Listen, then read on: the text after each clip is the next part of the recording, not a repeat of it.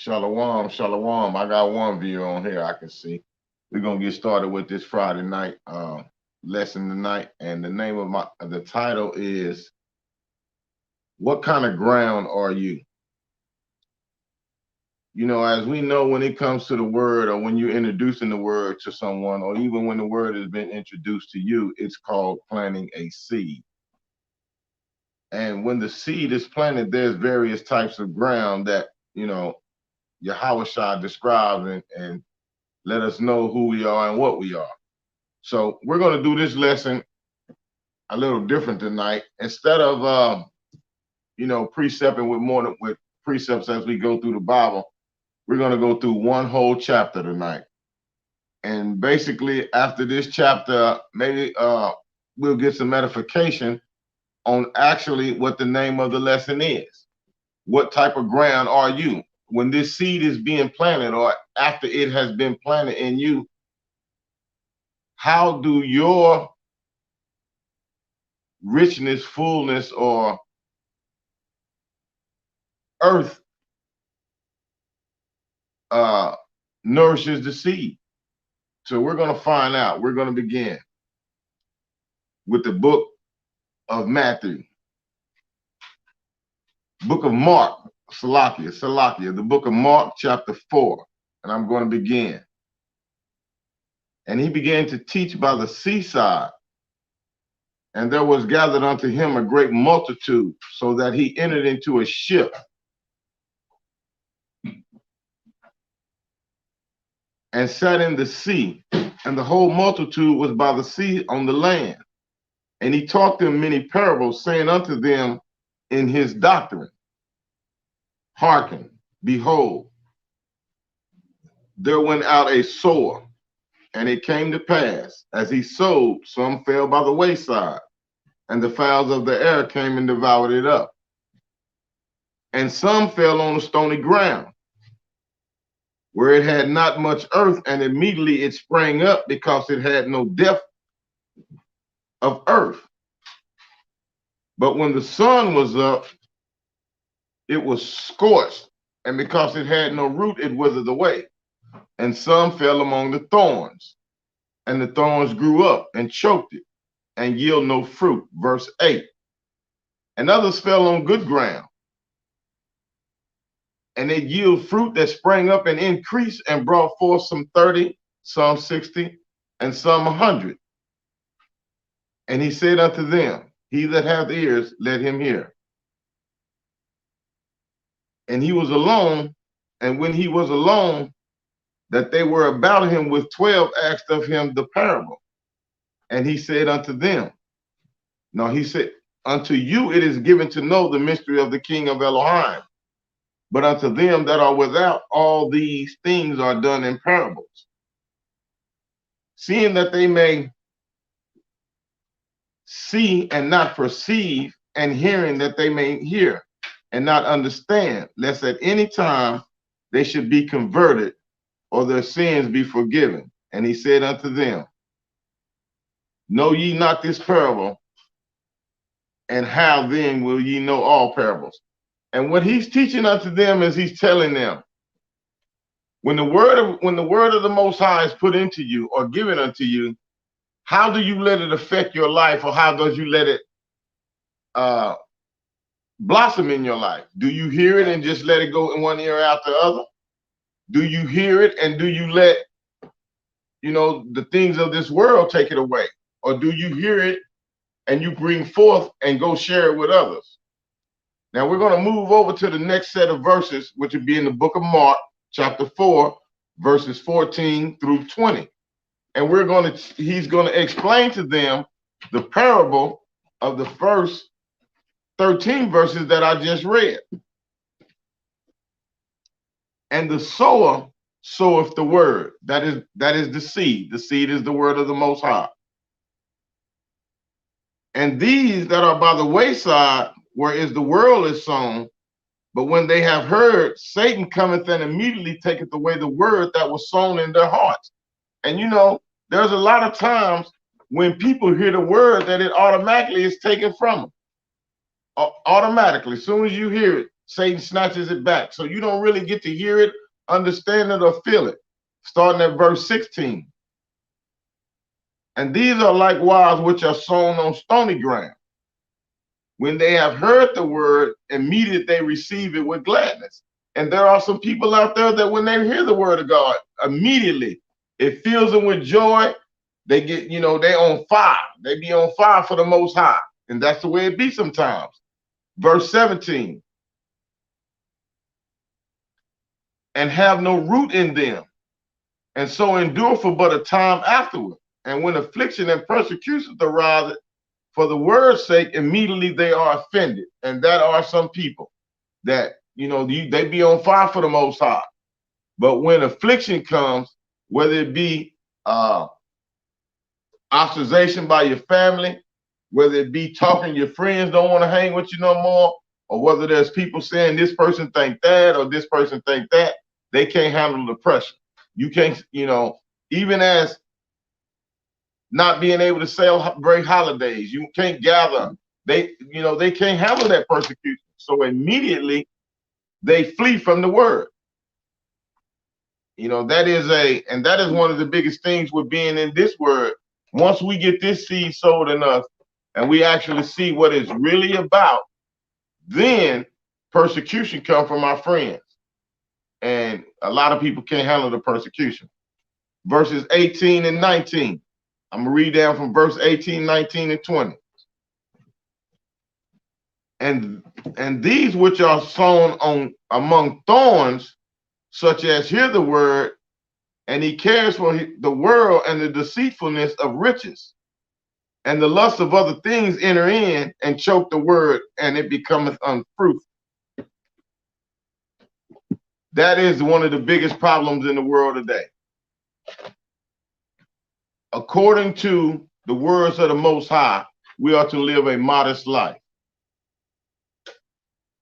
I'm going to read verses 18 and 19 again. And these are they which are sown among thorns, such as hear the word, and the cares of this world, and the deceitfulness of riches and lust and other things enter in and choke the word, and it become unfruitful. A lot of people will be on fire for the word until it comes to the riches of this world. They cannot, will not, do not want to abide by the true word of the Most High when it comes to the worldly possessions of this earth. Verse 20. And these which are sown on good ground, such as hear the word and receive it and bring forth fruit. When you hear the word, when the word is planted in you, do you bring forth good fruit? Do you receive it and bring it forth? Do you go share it with others? Do you spread it in righteousness? Are you trying to open up the word to others? That is what being sowed on good ground is. The next verses we're going to read is verse 21 through 25. And he said unto them, is a candle brought to be put under a bushel or under a bed, and not to be set on a candlestick? I'm going to stop right there for a minute. When you buy something, do you hide it amongst, do you put it under your bed? No. When you buy something that you're proud of, you let everybody know. A lot of people take pictures and post it on Facebook. A lot of people, can't wait to show it off. Are you like this with the word? When you get the word and when you get the truth, are you willing to share it with any and everybody? Or you get around people and you scared to bring forth the word because of you worried about the persecution from other people? I'm going to go down to verse 22. For nothing is to be hid, which shall not be manifested. Neither was anything kept secret, but that should come abroad. If any man have ears to hear, let him hear. And he said unto them, take heed what you hear. With what measure ye meet, it shall be measured to you, and unto you that hear shall more be given. When you hear this word, spread it with everybody. If this word sets you on fire and it instills in you the light of the Most High, do not put it under a bed. Do not hide it under a bushel. Just like if you was to get a new car and ride out 5 tanks of gas all around town, making sure everybody sees you. That's how you should be with this word.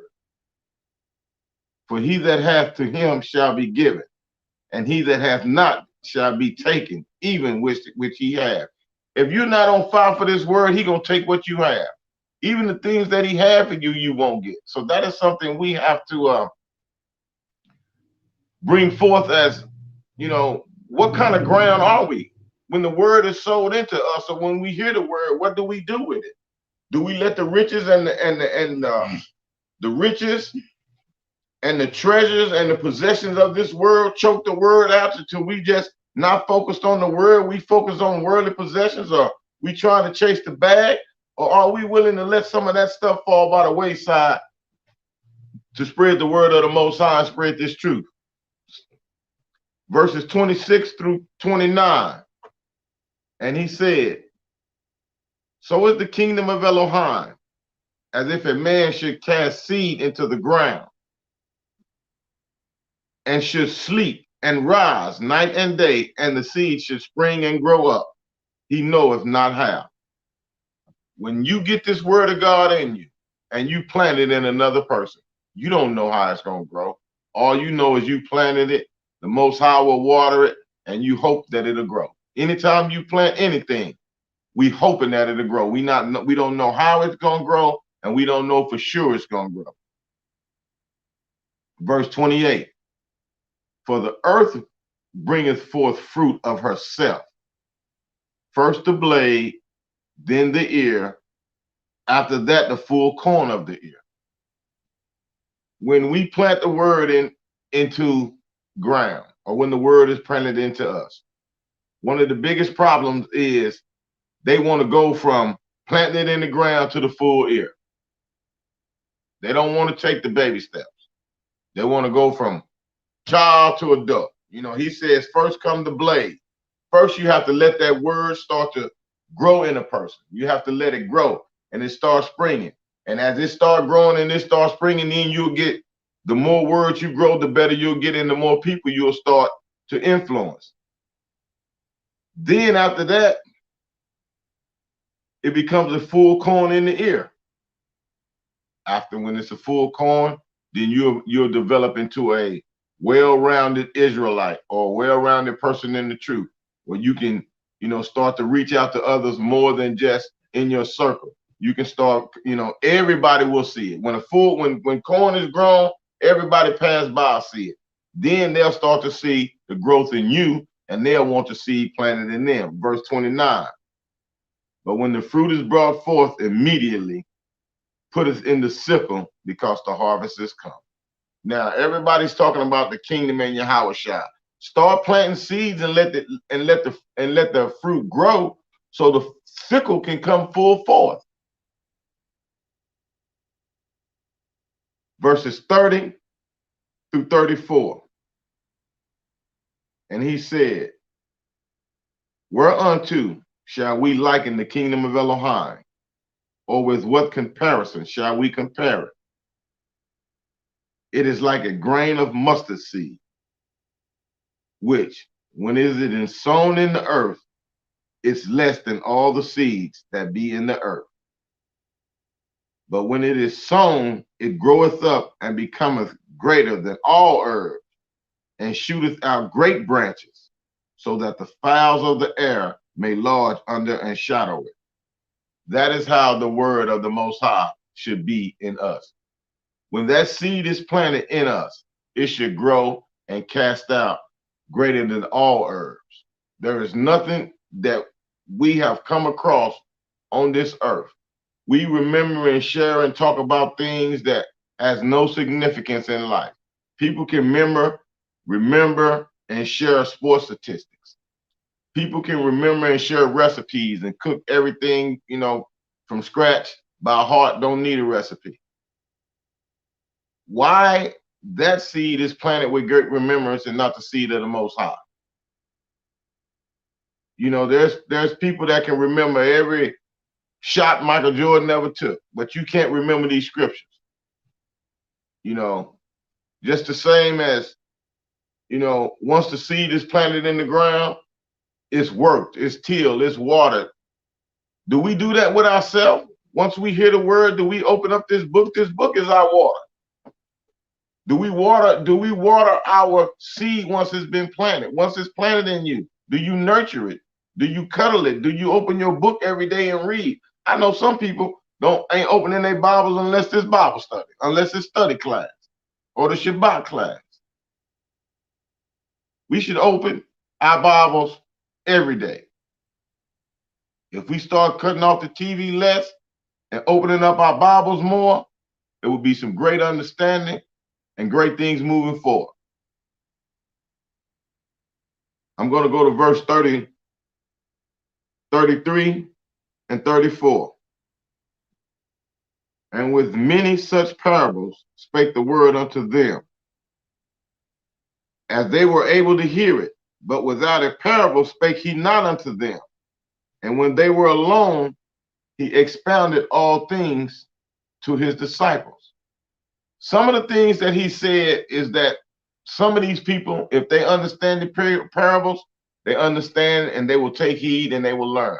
That's why he always say, for those that have an ear, let him hear. If you understand the parables, what he's trying to say, then you can understand what the word is. That's the same as these. When you open these Bibles, the only thing, Yahweh, whenever he spoke in parables, he always explained it to you so you would not be lost. They didn't have that because he told his disciples, only to you that the parables will be understood, but to them that don't, let them, they're on their own.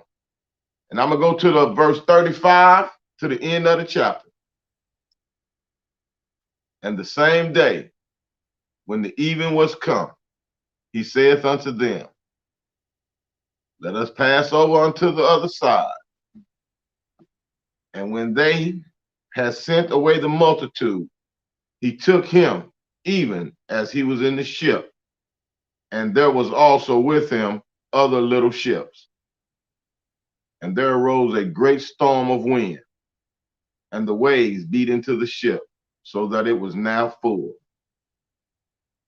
And he was in the hinder part of the ship, asleep on a pillow. And they awake him and say unto him, Master, carest thou not that we perish?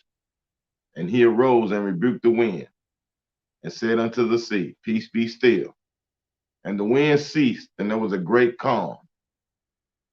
And he said unto them, Why are ye so fearful? How is it that ye have no faith? And they feared exceedingly and said one to another, What manner of man is this, that even the wind and the sea obey him? That is very profound, because the whole time in this whole chapter 4, he was explaining to them what kind of ground should you be. You must have understanding and you must have faith. You will not have no faith without understanding. If you're not understanding what the Most High and his son Yahweh is bringing forth out of these scriptures, you will forever be lost. You know, some people get more excited with about being an Israelite than they are being righteous. You know, that is just one of the things. It's a sad case in Israel that being an Israelite is more important than being righteous. And that is very sad that the understanding is lost. And we have to have faith all day long. So that was my lesson for the night. What kind of ground are you going to be? Are you going to be the stony ground? Are you going to be the thorns? Or are you going to be the good ground? That is something you need to ask yourself. When the word was planted in you, are you watering it? Are you nurturing it? Are you pruning out the weeds? Or are you are you the thorny ground? You letting the thorns, which are the riches and the deceitfulness and the earthly lust, choke out the word so you can have what you want to have. Like I tell people all the time, the God I worship makes me do what he say do. And the God that they worship lets them do them. Ask yourself, Israel, what kind of ground are you? That was my lesson for the night. And pretty soon it's going to be a new moon. I mean, a new moon and a Sabbath. And I want y'all to enjoy. And with that, I say shalom.